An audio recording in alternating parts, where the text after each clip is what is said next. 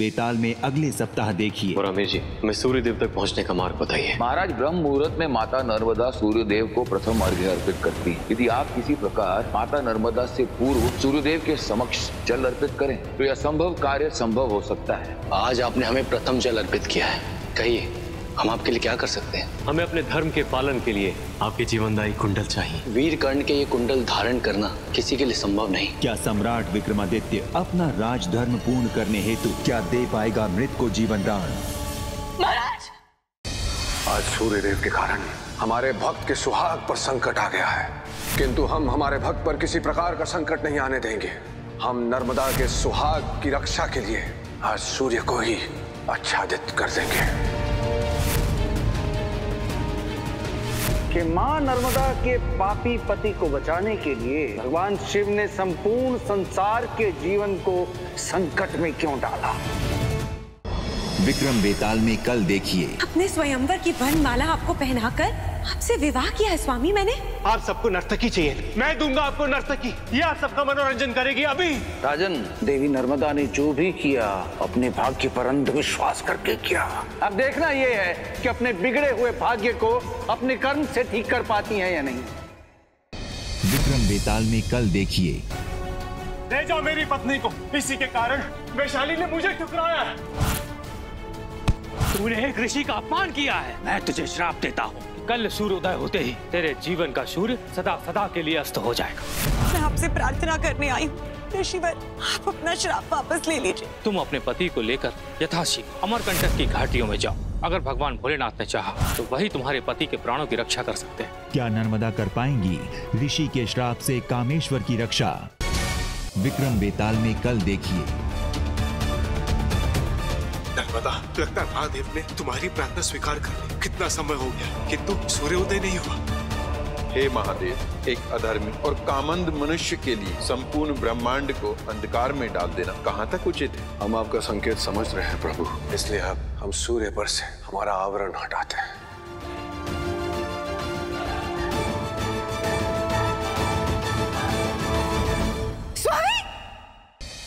विक्रम बेताल में अगले हफ्ते देखिए। हे कल्पवृक्ष, आप तो जानते हैं कि हमारे पास सब कुछ होते हुए भी हम कितने अपूर्ण हैं।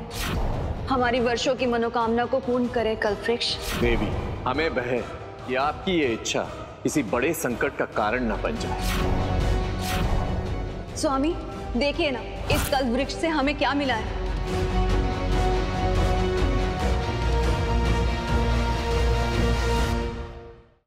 यदि हमारे पिताश्री को पता चल गया कि तुमने हमारा हरण किया है तो तुम्हारा अंत निश्चित है। कौन है तुम्हारे पिता? हमारे पिता कोई और नहीं अपितु साक्षात महाकाल है। एक पिता के सम्मुख उसकी पुत्री का हरण करे, उसके लिए केवल एक ही दंड है, मृत्यु दंड।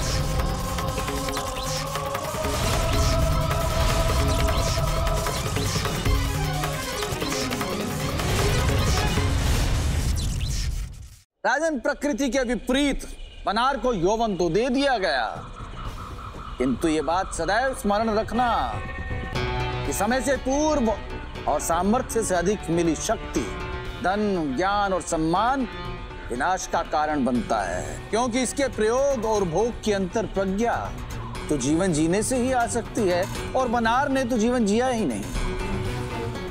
इसका प्रतिफल क्या होने वाला था ये कोई नहीं जानता था, किंतु जैसा कि पूर्व निर्धारित था, त्रिमुंड के संहार के बाद राजा बनार और काशी का विवाह हो गया।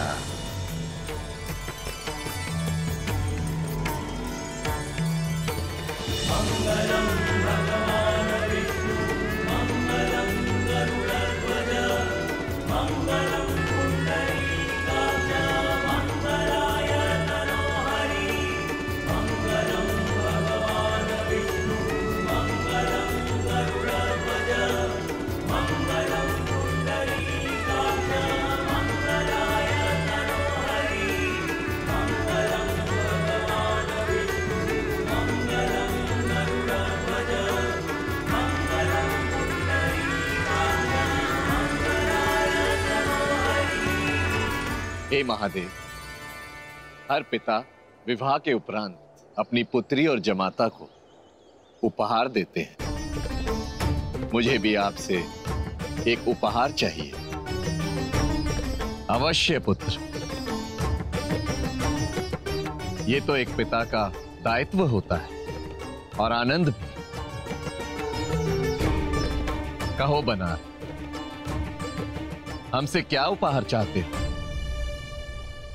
हे महादेव, उपहार स्वरूप मुझे आपका निवास स्थान चाहिए।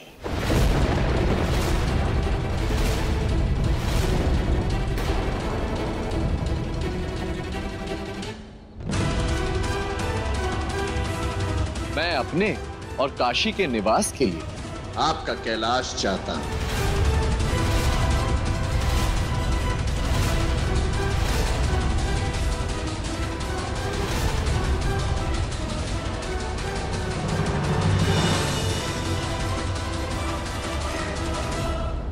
राजन, उस इन संसार में वो घट चुका था जिसकी किसी ने कल्पना भी नहीं की थी। बनार ने भगवान शिव से उनकी पहचान छीन ली थी। सभी ने बनार को बहुत समझाया, किंतु वो नहीं माना। वो शरीर से तो बड़ा हो चुका था, किंतु उसका हट बालकों के समान ही था। और महादेव तो महादेव ही है राजन। उनसे जिस किसी ने जो भी मांगा, उन्होंने बिना उसके परिणाम की चिंता किए उसे वो दे दिया। बनार भी इसका अपवाद नहीं था राजन। इस स्थान का संचालन करने के लिए त्रिकालदर्शी होना आवश्यक है, और त्रिकालदर्शी वही हो सकता है जिसके पास त्रिनेत्र हो। त्रिनेत्र कैसे प्राप्त कर सकता हूँ? अघोर तंत्र की साधना। वत्स, त्रिनेत्र तुम्हें अवश्य प्रदान करेंगे, परंतु उसके पूर्व तुम्हें मेरे इस खप्पर को अपनी समस्त माया और संपत्ति से भरना होगा। खाली नहीं रहना चाहिए। संपूर्ण कैलाश सब आपके खप्पर में अर्पित करता हूँ। मेरा खप्पर अभी भी खाली है वत्स। यदि तुम्हारे पास देने के लिए और कुछ नहीं है तो तुम्हें अपने प्राणों का दान भी इस पात्र में करना होगा। हम और तुम रोमांटिक नूडल खाते हैं। एक सिरा तुम अपने मुंह में पकड़ो, एक मैं पकड़ती हूँ अपने मुंह में। Come on, come on. या ओके।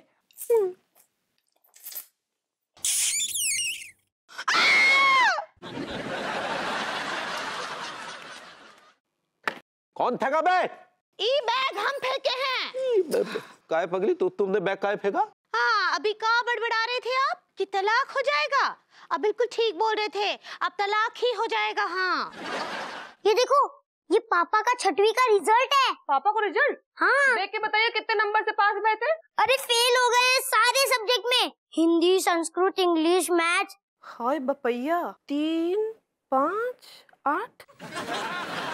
अच्छा, तो जाको मतलब जो हमसे झूठ बोल रहे थे। मम्मी और पापा तो एक नंबर का झूठा से। मैं तने कह रही है एक दिन इसकी जम के धुलाई कर दे। तुम अपना काम करो।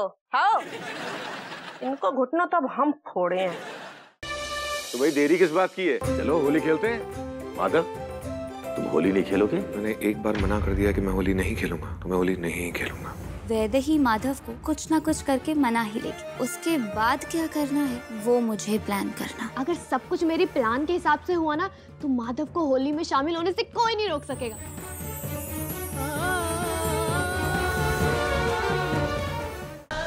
वैसे भी हमें 15 मिनट में टास्क खत्म करना है, तो घर बनाते हैं। मैंने एक बार कह दिया ना, अखाड़ा बनाएंगे, बस अखाड़ा बनाएंगे। अखाड़ा।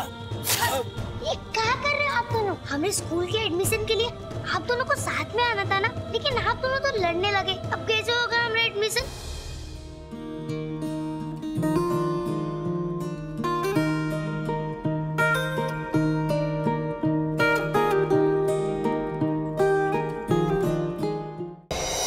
वृंदावन के ग्वालों, याद रखना, यदि तुम में से किसी ने किसी भी गोपी को रंग लगाया तो उसे लठ भी खाने पड़ेंगे। गोपी, हम ग्वाले इस बार लठमार होली खेलने के लिए तैयार हैं। बहुत दिनों पश्चात वृंदावन में आएगी होली के रंगों की बहार,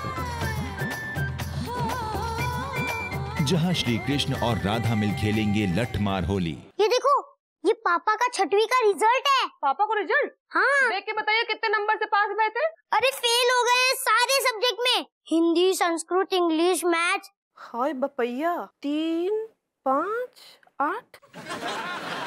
अच्छा, तो जाको मतलब जो हमसे झूठ बोल रहे थे। मम्मी और पापा तो एक नंबर का झूठा से। मैं तने कह रही है एक दिन इसकी जम के धुलाई कर दे। तुम अपना काम करो। हाँ, इनको घुटना तो अब हम फोड़े हैं। तो भाई देरी किस बात की है, चलो होली खेलते हैं। माधव, तुम होली नहीं खेलोगे? मैंने एक बार मना कर दिया कि मैं होली नहीं खेलूंगा, तो मैं होली नहीं खेलूंगा। वैदेही माधव को कुछ ना कुछ करके मना ही लेगी। उसके बाद क्या करना है वो मुझे प्लान करना। अगर सब कुछ मेरी प्लान के हिसाब से हुआ ना, तो माधव को होली में शामिल होने से कोई नहीं रोक सकेगा।